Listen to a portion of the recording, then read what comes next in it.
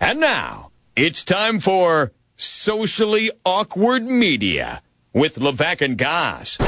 Awkward on 104.5 The Team. Yes, it's that time again for the best, the worst, and the most awkward this past week on 104.5 The Team. It's one of our favorite segments, Socially Awkward Media, where we go back and see if you were able to make it onto the show with one of maybe your most outrageous Facebook comments and posts. And if you want to interact, again, the show never ends. It's always going on. 24/7, 365, our social media platforms are open to you. 1045theteam.com, facebook.com/1045theteam, at 1045theteam on Twitter. And, of course, our accounts, our guy filling in for Levac this week, our producer, Matt Woods, at I am Matt Woods. No Z's, just an S. Fun fact about this bed that's actually playing right now. Yes. The lead singer for this band is actually dating Shaun White. Really? Yeah. From Greenwich. Sarah Barthel. What's the name of the band? Fantagram. Shout out to Fantagram. And, of course, shout out to my Twitter, at Tom Goss, TOMGOZZ. That's called getting set up, Woods. Take that. All right. Mike wrote this on our Facebook page. Mike wrote in, hey, Albany should move up from number 2 on such a dominating win. Plus, Denver lost.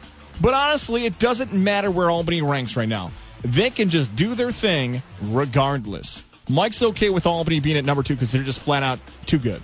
I get that. I don't know where the Denver win, I mean, they were ahead of Denver to begin with. I don't know where that really factors in, but I agree with them 100%. I mean, I think they should be number 1 in the country. Pretty simple. You beat a top 10 team, you should probably be the best. Considering you're already number 3, probably be number 1. I don't know what else they would have had to do. I don't know why Duke's that much better than them. Maybe people doubt what Albany can do. Maybe the next Albany's game. I mean, they beat Syracuse before in the past, and they lost to Drexel. So maybe there's some voters who remember that and say, okay, it's a huge win. Let's see what you do next. Jonathan wrote this in on our Facebook page. Jonathan wrote in, hey, guys, even with everything surrounding the program, we're talking about who's the best team in college basketball this year. I can't count out Michigan State. Miles Bridges is a special player. He's playing for a Hall of Fame coach. Spartans over Tony Bennett's Virginia Cavaliers. The Cavs defense, unlike any certain team, but the Cavaliers are tough to shut down, especially when they play defense against their opponents like that. What do you make of Jonathan's take? It's Michigan State 1, Virginia 2.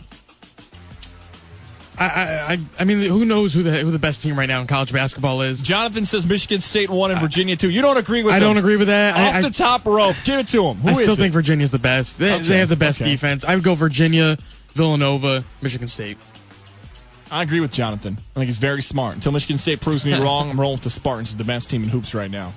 Ryan wrote this in, and Ryan wrote this directly to you on Twitter, Woods, and you didn't attack him. I'm very proud of you. I didn't even see it. That's probably why. Ryan wrote to you, Woods, as an American, I either want the USA athletes to dominate or be the scrappy underdog who takes it all. White, Kim, and women's hockey are all tied for the top moment. For me, for different reasons. No, Ryan, you don't see, get I to actually pick like all what he said right there. No, you don't get to pick all 3. I like Ryan. There's no 3 gold medals. We asked the question, Ryan, I like that, Ryan. What's the best Olympic moment? Tweet, You can't have good 3 tweet. best. Rank them. 1, 2, 3. So you're with Ryan? I am with Ryan. I would probably take White and Kim first. I would probably put the women's hockey team second. But, yeah, I agree with him. For me, it goes U.S. women's hockey team 1, Chloe Kim 2, and Shaun White 3. Man, that Shaun White one's tough because that was really good. There was so much in that one. I'm going to stick with my list there. Brad wrote this in. Should it be Brad or B-Rad? Because I feel like people who are called Brad or B-Rad's more fun. What about Chad? Let's just go with Chad. No, that's not his name. So it's Brad or B-Rad. He wrote this in our question we posted on our Facebook page.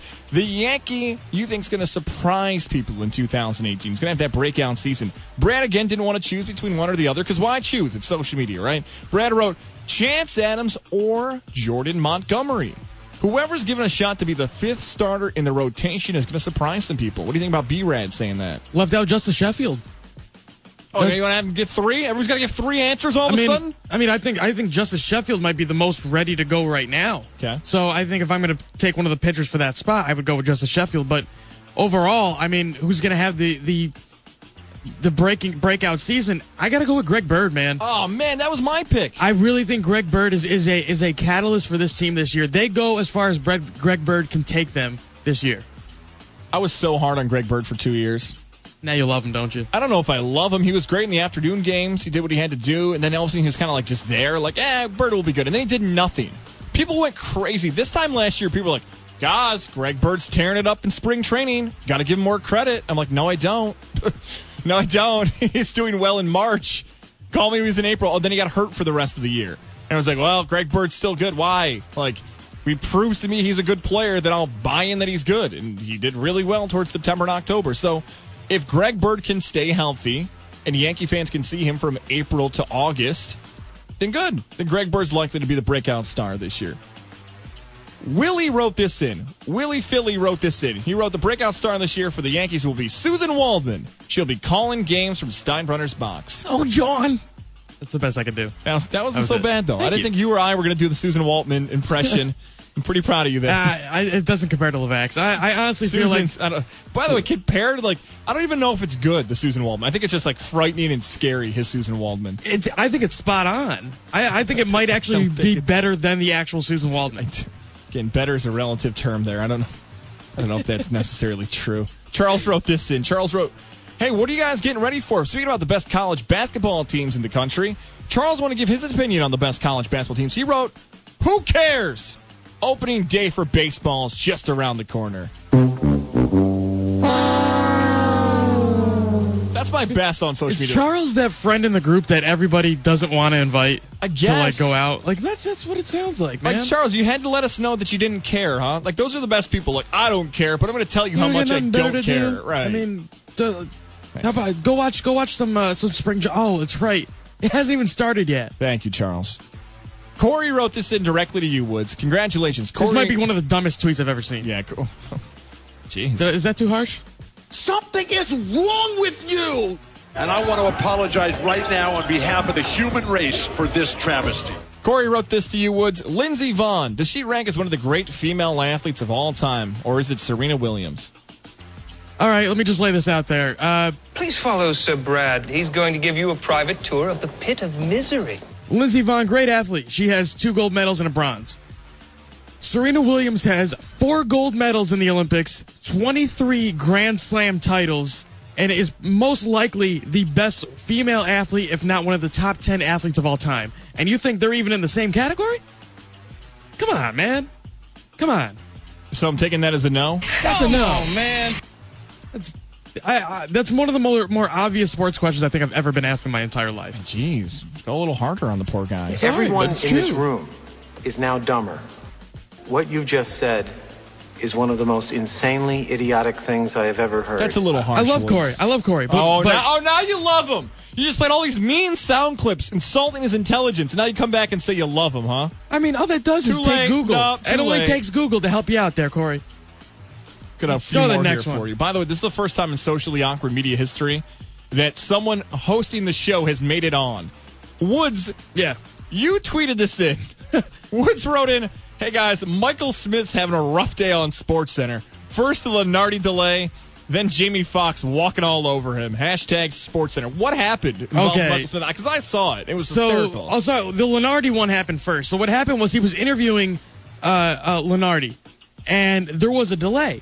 So he tried to make up for the delay by saying, I'm going to give you a few seconds to think about this question. And I don't think Lenardi knew when to jump back in. So there might have been at least a good 10 seconds of just nobody talking and everybody just looking on screen. It was awkward, man. And then, this is the same exact SportsCenter. Probably a good half hour later, Jamie Foxx, they're interviewing Jamie Foxx from the NBA All-Star Game. And Jamie Foxx gets asked a question about his I can't remember who the heck he's dating, but gets asked a question about them playing pickup basketball. Right between the eyes! Here's the question, and then walks right off. He walks right off the set. He left the set? He left the set. It was hysterical. He was live from the All-Star Game. He was mad about the question and just left. I didn't even catch that part. I think he just heard the question and walked right off. And it was hysterical. Probably the best... Do we count this as SC6? No, it's done. Okay, because that would have been the best SC6 episode of all time. Great, you guys. I'm going home. 2 more here for you on Socially Awkward Media. Donald wrote this to me. Again, my appearance Donald this week. Glover? No, not Donald Glover. Not Childish Gambino. Donald Duck? CW15 on the Upstate Sports Edge was on Monday this week instead of Tuesday. And I joked around with Brittany Devane that I was going to ruin the end of the movie The Sixth Sense. Donald wrote to me, he wrote, "Sorry, guys, didn't watch your appearance on the Upstate Sports Edge. Too busy watching WWE Monday Night Raw.